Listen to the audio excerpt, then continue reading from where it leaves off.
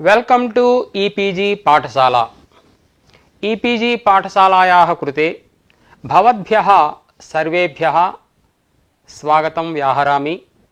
अहं श्रीपादसुब्रह्मण्यः हैदराबाद नगरे पोट्टि श्रीरामुलु तेलुगु विश्वविद्यालये संस्कृताचार्यः अस्मि।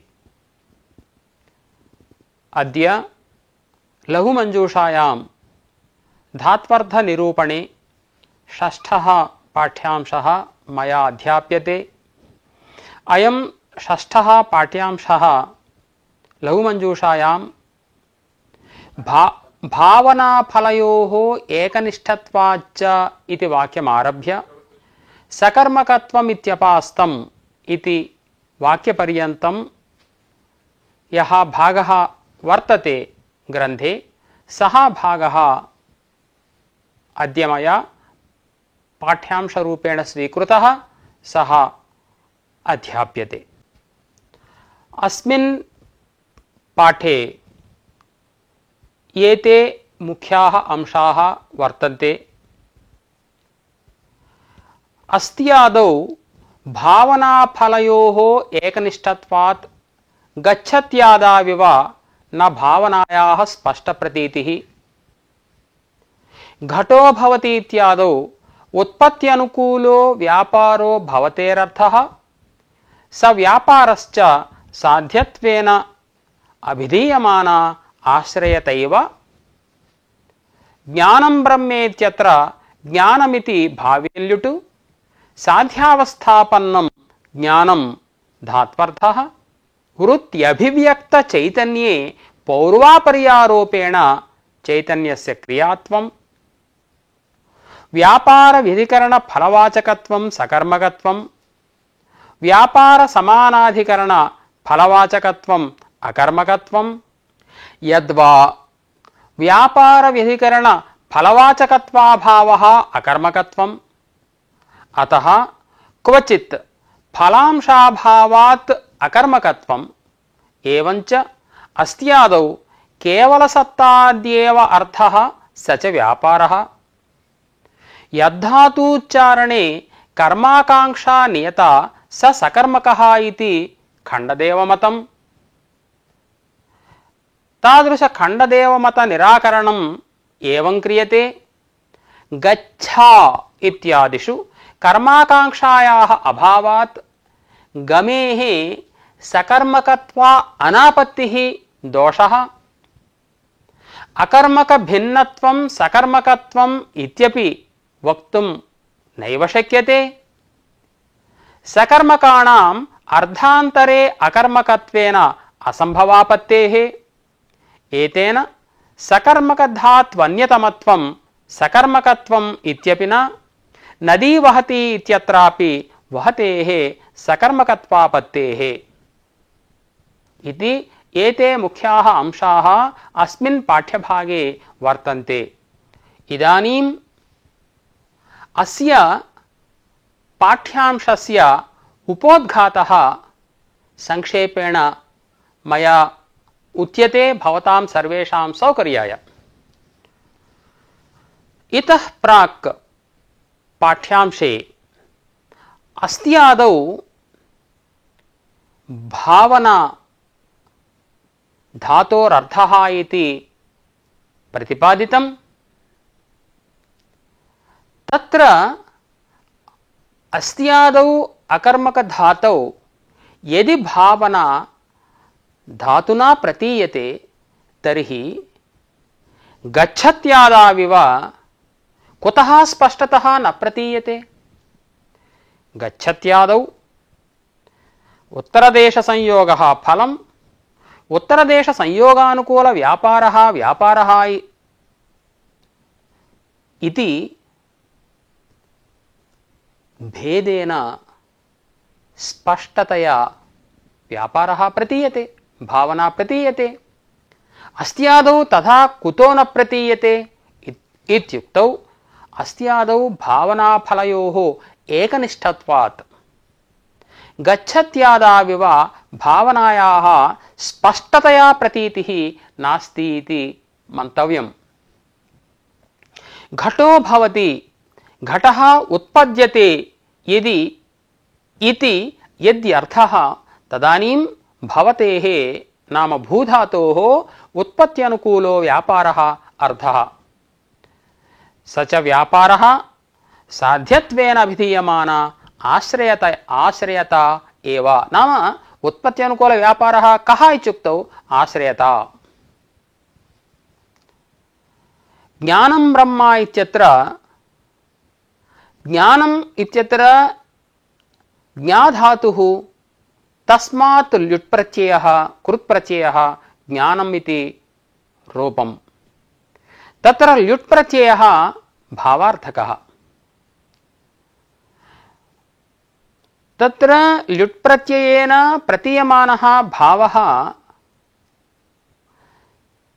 सिद्धरूपः प्रतीयते। साध्यावस्थापन्नं यत् ज्ञानं तत्तु धातुना प्रतीयते। तत्र ब्रह्मस्वरूपस्य ज्ञानस्य कथं क्रियारूपत्वम् इति शंका उदेति। तत्र इदं समाधानं वृत्त्यभिव्यक्तचैतन्ये पौर्वापर्यारूपेण चैतन्यस्य क्रियात्वम् अभ्युपगम्यते इति। तत्र सकर्मकत्वं नाम किम् अकर्मकत्वं नाम किम् इति इदानीं प्रतिपाद्यते। व्यापारव्यधिकरणफलवाचकत्वं सकर्मकत्वम्। उदाहरणार्थं पचि धातुः। तत्र पच धातोः विक्लित्यनुकूलव्यापारः अर्थः। तत्र विक्लित्तिः तण्डुले वर्तते फलं। तदनुकूलव्यापारः चैत्रे वर्तते। अतः फलव्यापारयोः वैयधिकरण्यं वर्तते।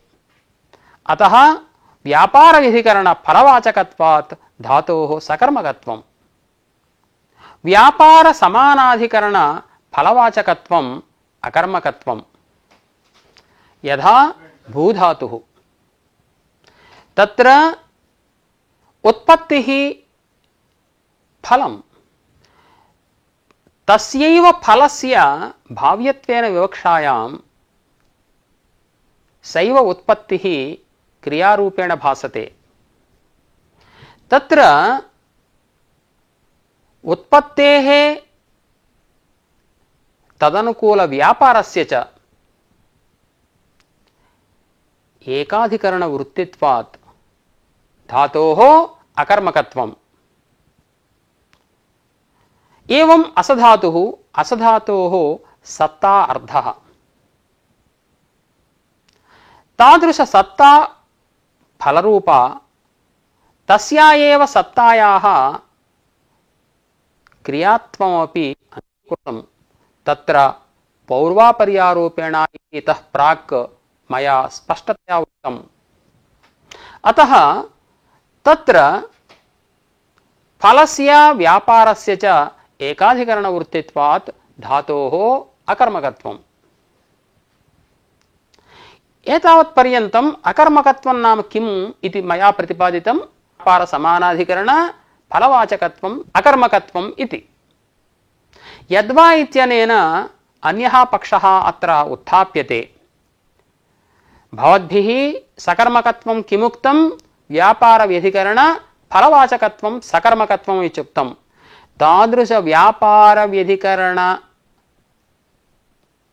फलवाचकत्वाभाव एव अकर्मकत्वम्।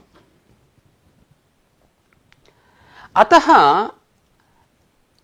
क्वचित् फलांशाभावात् अकर्मकत्वं सिद्धं भवति।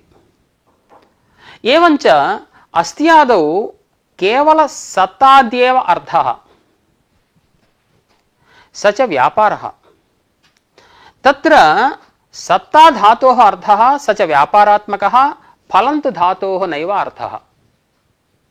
इदानीं व्यापारसमानाधिकरणफलवाचकत्वम् अकर्मकत्वम् इति यदि भवद्भिरुच्यते तर्हि फलवाचकत्वाभावात् धातोः अकर्मकत्वं न घटेत।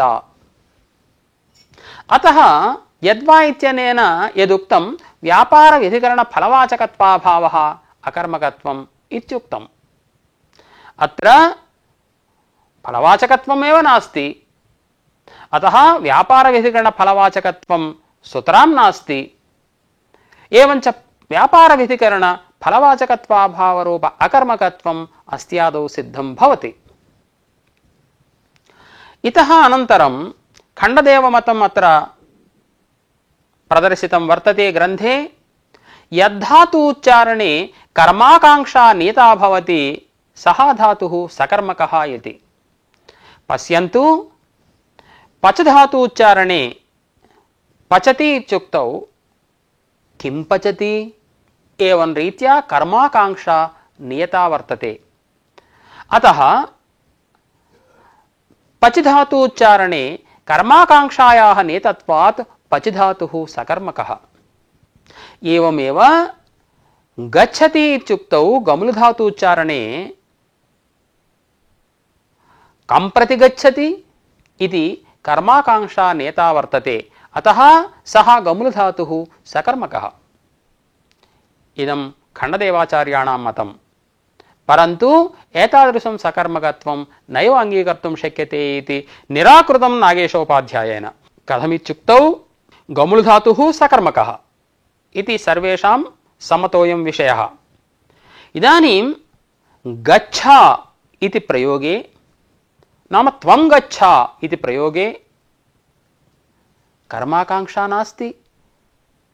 एवञ्च कर्माकांक्षायाः अभावात् गमेः सकर्मकत्वं न स्यात्। अतः एवं रीत्या सकर्मकत्वं नैव वक्तुं शक्यते। एवम् अपरं मतं वर्तते अकर्मक भिन्नत्वं सकर्मकत्वम् इति। तत्र असधातुः वर्तते व्यापार समानाधिकरण फलवाचकत्वात् असधातुः अकर्मकः, एवं भूधातुः अकर्मकः। तादृश अकर्मक भिन्नत्वं पचि धातुः वर्तते इति कृत्वा पचिः सकर्मकः। एवं तादृश अकर्मक भिन्नत्वं गमुल धातुः वर्तते इति कृत्वा गमिः सकर्मकः इति अन्यः पक्षः। परन्तु अयमपि पक्षः नैव स्वीकर्तुं शक्यते। सकर्मकाणाम् अर्धान्तरे अकर्मकत्वेन असम्भवापत्तेः। सः सकर्मकधातुरेव भवति, अर्धान्तरे अकर्मकोऽपि भवति। तादृशस्थले असम्भवः दोषः इति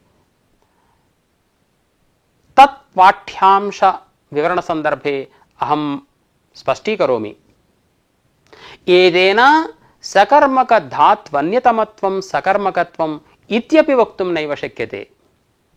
नदी वहति इत्यत्रापि वहतेः सकर्मकत्वापत्तेः इति एते विषयाः उपोद्घाते मया स्पष्टीकृताः वर्तन्ते। एतेषां विषयाणाम् इतोपि स्पष्टता तत्तदंश निरूपण संदर्भे आगच्छति। अस्त्यादेः अकर्मकस्य भावनावाचकत्वम् अथवा व्यापारवाचकत्वम् अङ्गीकृतम्। तर्हि पच्यादौ यथा भावनायाः स्पष्टतः प्रतीतिः वर्तते, एवम् अस्त्यादौ भावनायाः स्पष्टतः प्रतीतिः कुतो नास्ति इति प्रश्नः वर्तते। तत्र इदं समाधानं पत्यादौ भावनाफलयोः भिन्न भिन्न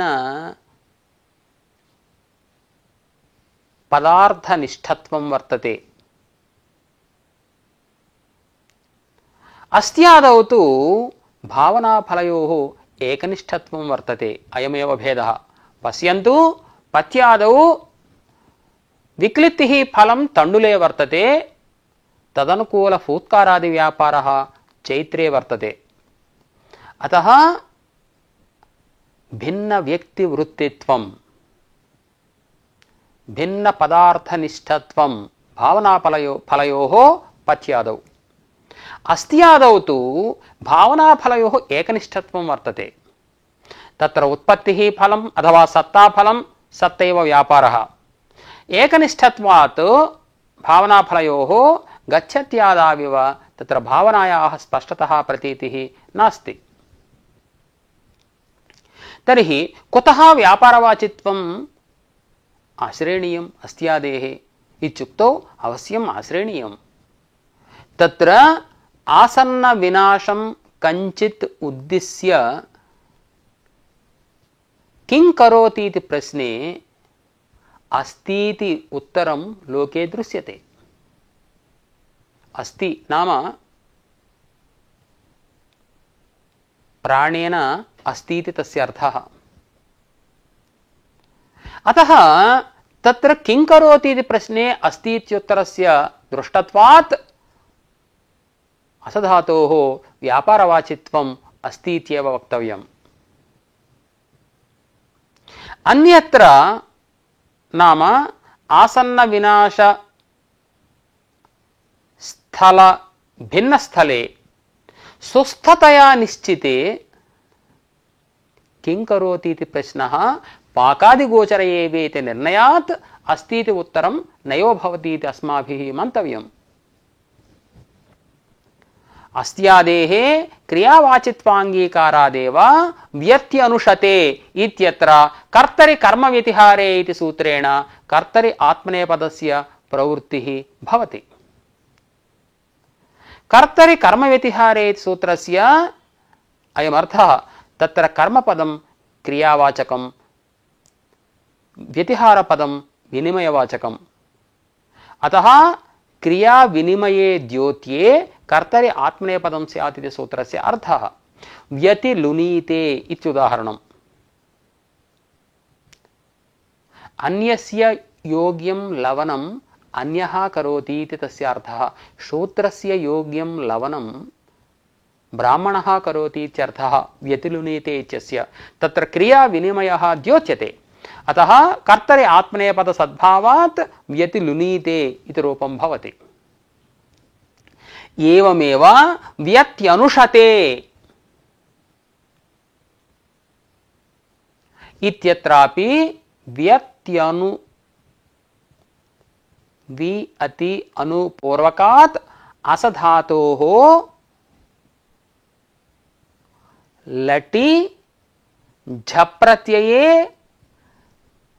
नाम कर्तरि कर्मव्यतिहारे इति सूत्रेण कर्तरि आत्मनेपद विधानात् झप्रत्यये तस्य अत्तादेशे शपि शपः लुकि असधातोः अकारस्य लोपे सकारस्य षत्वे व्यत्यनुषते इति रूपं सिद्धं भवति। अत्रापि क्रियाविनिमयः द्योत्यते। तपसे अयोग्याः शूद्राः तपस्विनो भवन्ति इति तस्य प्रयोगस्य अर्थः।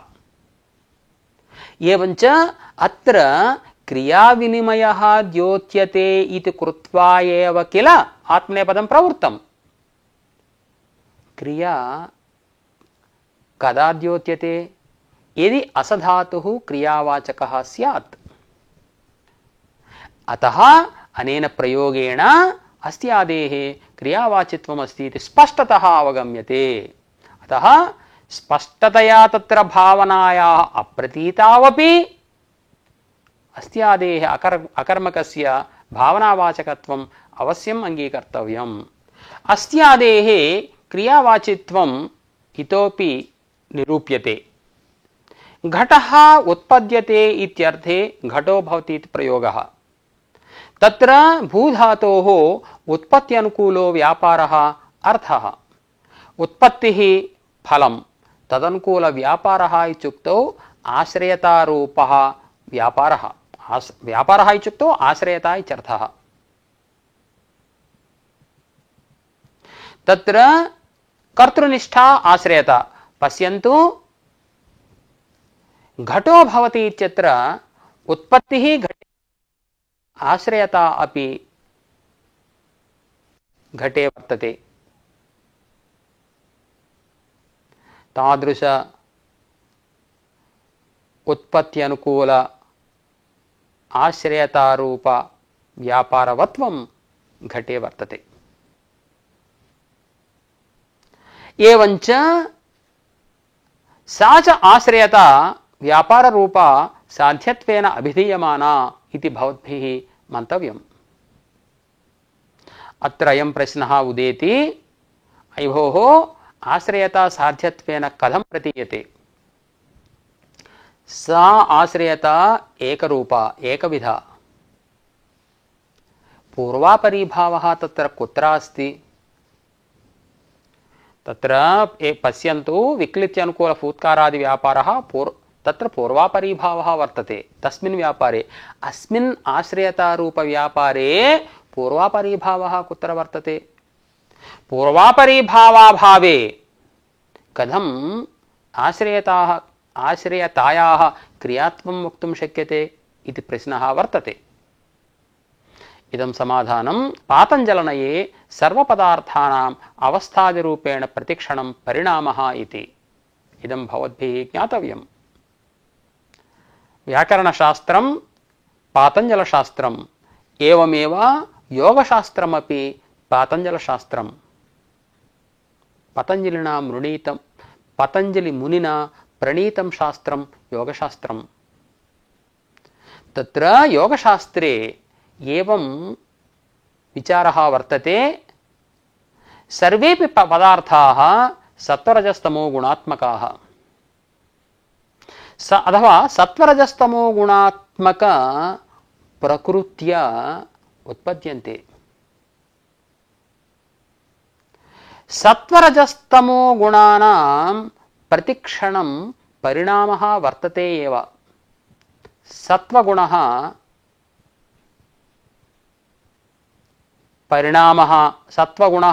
परिणमते नाम अन्य गुणरूपेण वा परिणमते। एवं रजोगुणः तमोगुणश्च, एते गुणाः परिणामं विना नैव तिष्ठन्ति। अतएव प्रलयकाले सृष्टिः नास्ति, तदानीम् इदानीं तु सत्वगुणः गुणान्तररूपेण इति मया उक्तम्, अथवा तत्तत् पदार्थ देवतारूपेण वा सात्विकप्रधान पदार्थरूपेण वा परिणमते। तत्र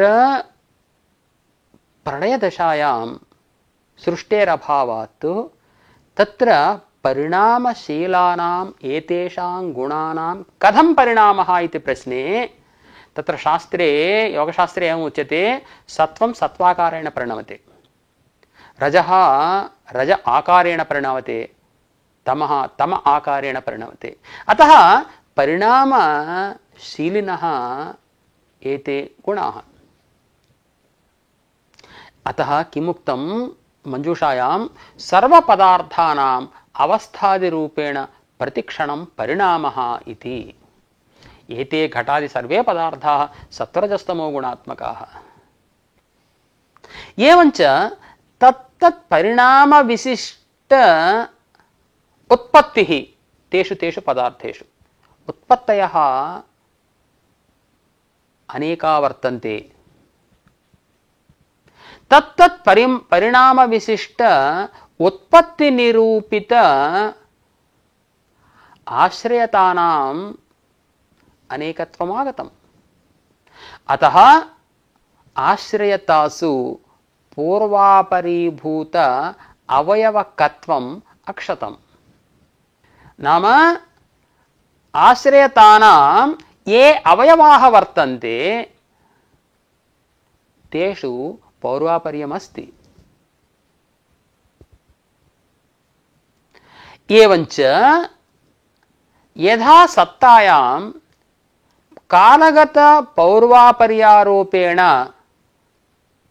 क्रियात्वम् उपपादितम्, एवमेव आश्रयतायामपि कालगत पौर्वापर्यारोपेण क्रियात्वम् उपपादयितुं शक्यते एव।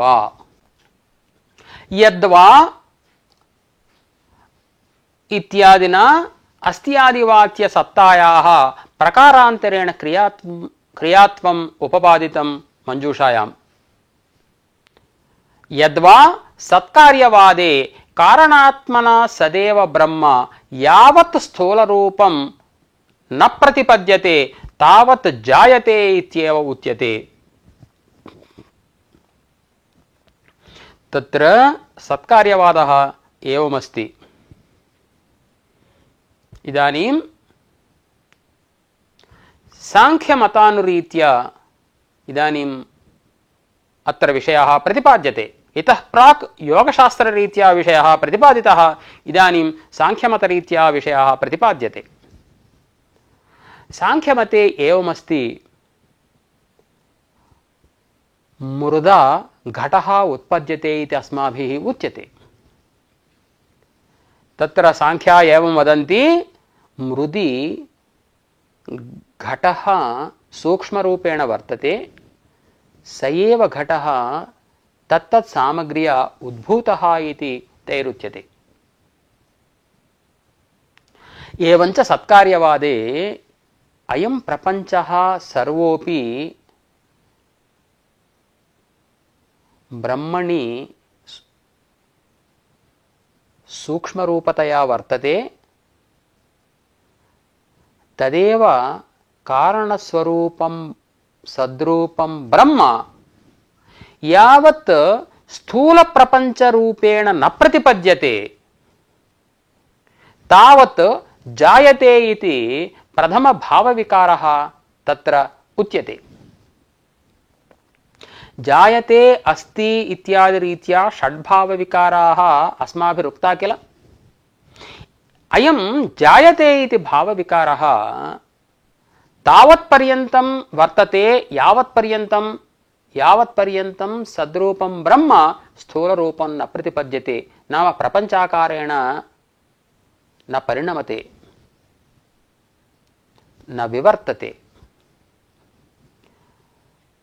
यदा स्थूलरूप प्रतिपत्तिः ब्रह्मणः, नाम स्थूलरूप प्रतिपत्तिरेव सत्ता,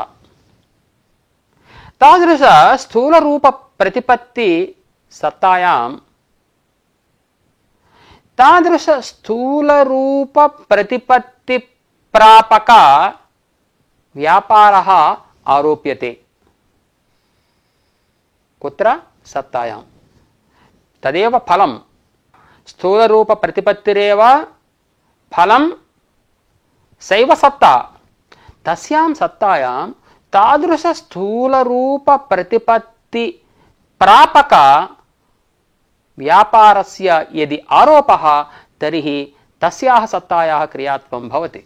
नाम सद्रूपं ब्रह्म प्रपञ्चात्मना घटादिना परिणमते, तत्र चैत्रादिनिष्ठ व्यापारः तत्र वर्तते इति अस्माभिः मन्तव्यम्। एवञ्च तादृश स्थूलरूप प्रतिपत्ति प्रापकस्य चैत्रादिनिष्ठ व्यापारस्य सत्तायाम् आरोपः।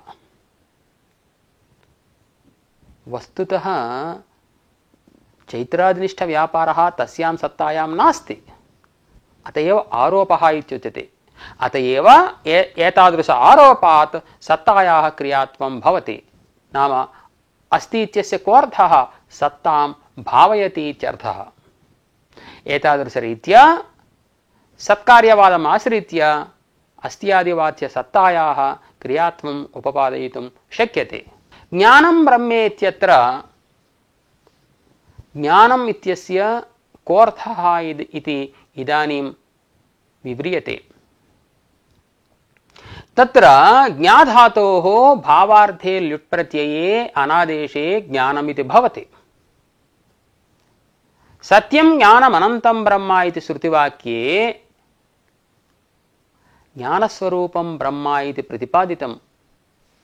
ज्ञानाश्रयः ब्रह्म इति न, ज्ञानस्वरूपं ब्रह्म इति।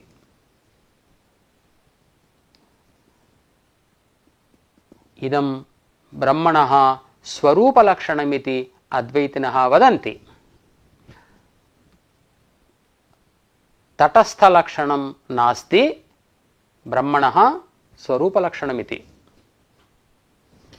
तत्र ज्ञाधातोः ज्ञानमर्थः साध्यावस्थापन्नं ज्ञानं धातोः अर्थः। सिद्धावस्थापन्नं ज्ञानं तु ल्युट् प्रत्ययस्य अर्थः।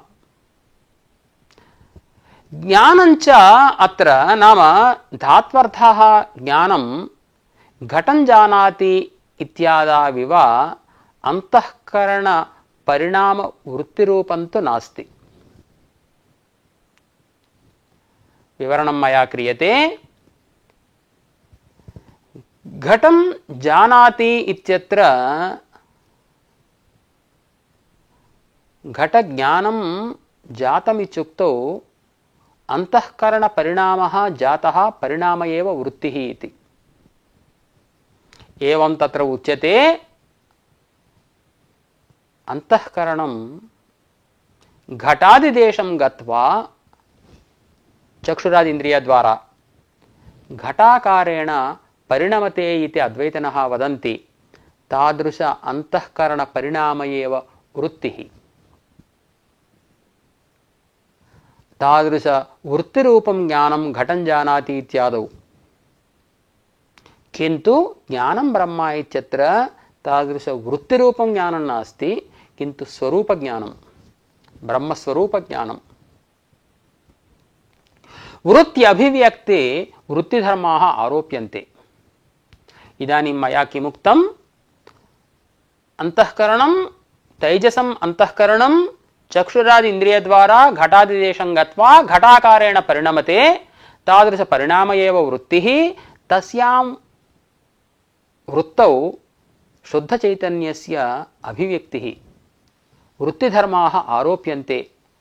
वृत्तौ जन्यत्वं वर्तते इति कृत्वा जन्यत्वं तत्र प्रतीयते। कुत्र? अभिव्यक्तचैतन्ये। एवमेव वृत्तिधर्माः ये पौर्वापर्यादयः वर्तन्ते तेपि आरोप्यन्ते तस्मिन् शुद्धचैतन्ये। एवञ्च वृत्तिधर्माणां पौर्वापर्यादीनां शुद्धचिति आरोपेण स्वरूपज्ञानस्यापि क्रियात्वं सिद्धं भवति। एवञ्च सत्यं ज्ञानम् अनन्तं ब्रह्म इत्यत्र ज्ञानमित्यत्र धातु उपस्थाप्य क्रियायाः ज्ञानरूप स्वरूपज्ञानस्य क्रियात्वं सिद्धं भवति। स्वरूपज्ञाने क्रियात्वं पुनः उपपाद्यते मया। वृत्तिनिष्ठजन्यत्वमादाय वृत्त्यभिव्यक्तचैतन्ये पौर्वापर्यारोपेण, यतः जन्यपदार्थेष्वेव पौर्वापर्यं, वृत्तिनिष्ठजन्यत्वं वृत्त्यभिव्यक्तचैतन्ये वर्तते। अतः तदादाय पौर्वापर्यम् आरोप्यते तस्मिन् चैतन्ये। अतः तादृश आरोपित पौर्वापर्य विशिष्ट चैतन्य वाचकत्वेन धातोः ज्ञाधातोः जानातेः धातुत्वं सम्पाद्यम्। एवञ्च अत्र काचन शंका आगता। अयुभोः स्वरूपज्ञानमिदम् अखण्डस्वरूपं नित्यस्वरूपम्, अत्र अवयवान् सन्ति, पूर्वापरीभूत अवयवान् सन्ति, निरवयवः। एवञ्च पूर्वापरीभूत अवयवकत्वेन अभानात् कथं तत्प्रकृतेः जानातेः धातुत्वं भवति इति काचन शंका आगता। सा च शंका निरस्ता। यतः स्वरूपज्ञाने पौर्वापर्यं स्वभावसिद्धं सहजसिद्धं पौर्वापर्यम् अस्माभिरपि नैव उच्यते। यतः अखण्डस्वरूपं तज्ज्ञानं। परन्तु इदं स्वरूपज्ञानं शुद्धचैतन्यं वृत्तौ अभिव्यक्तं।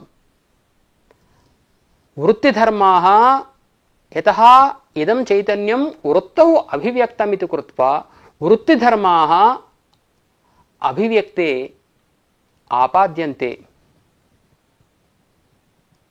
तत्र एकम् उदाहरणं पश्यन्तु। दर्पणे मुखम् अभिविद्यते, दर्पणे मुखस्य प्रतिबिम्बः अस्ति। तादृश प्रतिबिम्बभूते मुखे दर्पणधर्माः आरोप्यन्ते। दर्पणे यदि मालिन्यं भवति तर्हि प्रतिबिम्बेपि मालिन्यं दृश्यते। एवमेव दर्पणस्थानीया अत्र वृत्तिः। तत्र मुखस्थानीयम् अत्र चैतन्यं, तत्र मुखस्य प्रतिबिम्बः, अत्र शुद्धचैतन्यस्य प्रतिबिम्बः। अतः प्रतिबिम्बिते चैतन्ये वृत्तिधर्माः आरोप्यन्ते। वृत्तौ जन्यत्वमस्ति, अतः जन्यत्वम् अभिव्यक्तचैतन्येपि आरोप्यते। जन्यत्वात् वृत्तौ पौर्वापर्यमस्ति, वृत्तिगतं पौर्वापर्यम् अभिव्यक्तचैतन्येपि आरोप्यते। एवञ्च पौर्वापर्यविशिष्टत्वेन स्वरूपज्ञानस्यापि क्रियात्वं सिद्धं भवति। अतः स्वरूपज्ञानस्य अखण्डत्वेन नित्यत्वेन च पूर्वापरीभूतावयवकत्वेन अभानात् कथं तत्प्रकृतेः धातुत्वमिति शङ्का निरस्ता। ब्रह्मणि पौर्वापर्यस्य आरोपः इति कुतः वक्तव्यम् इत्युक्तौ तत्र ब्रह्मणः निर्विकारत्वश्रुतिः अस्ति, निर्धर्मकत्वश्रुतिः अस्ति। एकमेवाद्वितीयं ब्रह्म इत्यादि श्रुतयः वर्तन्ते। ताभिः श्रुतिभिः ब्रह्मणि आरोपितत्वमेव उचितम्। शुद्धचित्तस्य तु परिव्राजः सन्यासिनः अन्यत्रैव अत्रापि नेह नानास्ति किंचन इति निषेधवाक्यसहकारेण अखण्डार्थबोधः भवति। एवञ्च एतादृश रीत्या स्वरूपज्ञाने क्रियात्वं सिद्धं भवति इति न काप्यनुपपत्तिः। व्यापार विधिकरण फलवाचकत्वं सकर्मकत्वं यथा पत्यादीनां। तत्र फलं विक्लित्तिः तण्डुले वर्तते, तदनुकूल फूत्कारादि व्यापारः चैत्रे वर्तते। अतः तस्य धातोः सकर्मकत्वं, व्यापार समानाधिकरण फलवाचकत्वं अकर्मकत्वं यथा अस्त्यादीनां। तत्र सत्ता फलं, सत्तायां क्रियात्वारोपात् सत्तेव क्रिया, उभयोरपि एकनिष्ठत्वात् व्यापार समानाधिकरण फलवाचकत्वेन धातोः अकर्मकत्वम्। अयमेकः परिष्कारः। यद्वा व्यापार व्यधिकरण फलवाचकत्वाभावः अकर्मकत्वम् इति अपरः परिष्कारः। स च क्वचित् सामानाधिकरण्यात् भवति यथा उत्तिष्ठति इति। तत्र स्थाधातोः फलव्यापार उभयवाचित्वेपि तयोः एकाधिकरणवृत्तित्वात् अकर्मकत्वं भवति। तत्र फलं व्यापार विधिकरणं न भवति, व्यापार समानाधिकरणमेव भवति। अतः विधिकरणत्वाभाव प्रयुक्तः फलवाचकत्वाभावः, अर्थात् व्यापार विधिकरण फलवाचकत्वं तत्र नास्ति इति तत्र समन्वयः भवति। अत्र इयं शङ्का उदेति, अयोः स्थाधातोः केवल फलवाचित्वमेव अस्तु, कुतः व्यापारवाचित्वम् अङ्गीकर्तव्यम् इति।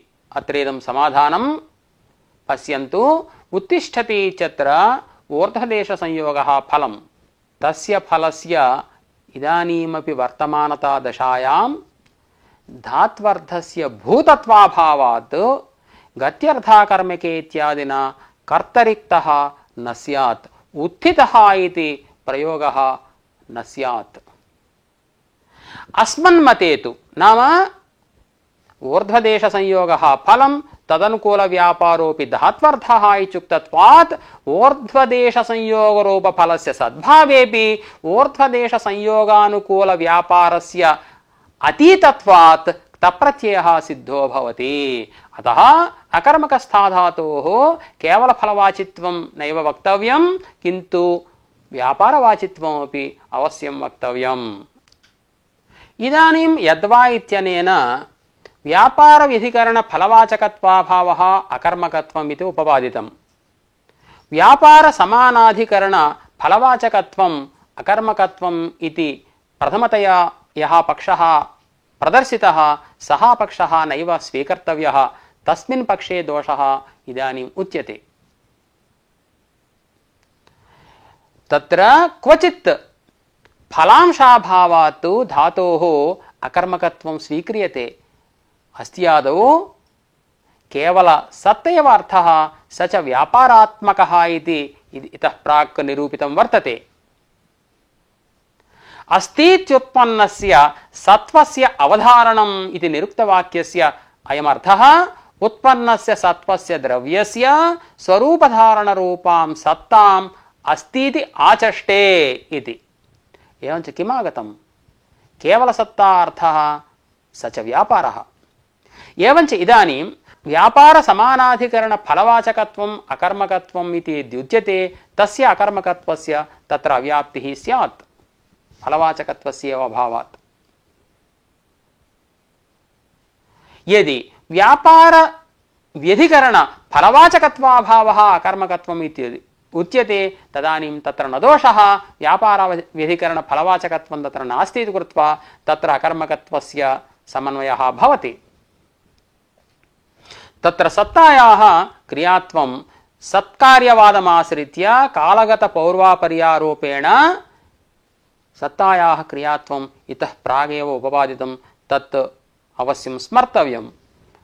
अत्र सकर्मकत्वविषये खण्डदेवाचार्यैः एवम् उक्तम्, यद्धातूच्चारणे कर्माकाङ्क्षा नियता भवति स सकर्मकः इति। पत्यादि धातूच्चारणे तण्डुलादि कर्माकाङ्क्षा नियता भवति, अतः पत्यादिः सकर्मकः। अस्त्यादि धातूच्चारणे कर्माकाङ्क्षाया एव अभावात् न तेषां सकर्मकत्वं किन्तु अकर्मकत्वमेव इति खण्डदेवाचार्याणां मतं। परन्तु तन्मतं निराकृतं नागेशेन। पश्यन्तु, त्वं गच्छ इति वाक्यमस्ति, तत्र कर्माकाङ्क्षा नास्ति। कुत्र गन्तव्यम् इत्येव आकाङ्क्षा अस्ति, कर्मणः आकाङ्क्षा नास्ति। अतः गमेः सकर्मकत्वानापत्तिः दोषः। क्वा इत्येव हि तत्र आकाङ्क्षा। अतः यद्धातूच्चारणे कर्माकाङ्क्षा नियता स सकर्मकः इति नैव वक्तव्यम्। इदानीं नैयायिकमतं निराक्रियते। नैयायिकैः अकर्मकधातुभिन्नत्वं सकर्मकत्वम् इत्युपपादितम्। पच्यादिषु अस्त्याद्यकर्मकधातुभिन्नत्वस्य सत्वात् तत्र सकर्मकत्वं भवति। अकर्मकधातुभिन्नत्वम् अकर्मकधातुषु अस्त्यादिषु नास्ति इति कृत्वा तत्र सकर्मकत्वं न भवति। एवञ्च अकर्मकधातुभिन्नत्वं सकर्मकत्वम् इति नैयायिकानां परिष्कारः, परन्तु सोऽपि पक्षः निराकृतः नागेशेन। सकर्मकाणाम् अर्धान्तरे अकर्मकत्वेन असम्भवापत्तेः इति। पश्यन्तु, नदी वहति इत्यत्र वहतेः अकर्मकत्वं वर्तते। तद्भिन्नत्वस्य स्वस्मिन् वहधातौ असत्वात् भृत्यो भारं वहति इत्यत्र सकर्मकत्वानापत्तिः दोषः। अतः अकर्मकधातुभिन्नत्वं सकर्मकत्वमिति नैव वक्तव्यम्। सकर्मकधात्वन्यतमत्वं सकर्मकत्वम् इति अपरः परिष्कारः। तथा हि सकर्मकत्वेन अभिमताः यावन्तो धातवः तान् एकत्र क्रोडीकृत्य तावदन्यतमत्वं सकर्मकत्वम् इत्युच्यते। तावदन्यतमत्वं पत्यादिषु वर्तते, तावदन्यतमत्वम् अस्त्यादिषु न वर्तते इति कृत्वा तत्र सकर्मकत्वं नास्ति। परन्तु एवमपि नैव वक्तुं शक्यते। पश्यन्तु, भृत्यो भारं वहति इत्यादि अनुरोधेन वहतेः सकर्मकमध्ये प्रवेशः आवश्यकः। एवञ्च सकर्मकधात्वन्यतमत्वस्य सद्भावात् नदी वहति इत्यत्रापि वहतेः सकर्मकत्वापत्तिः दोषः। अतः सकर्मकत्वम् इत्युक्तौ नागेशोक्तकल्प एव स्वीकर्तव्यः इति भवद्भिः अस्मिन् विषये सम्यक् ज्ञातव्यम्।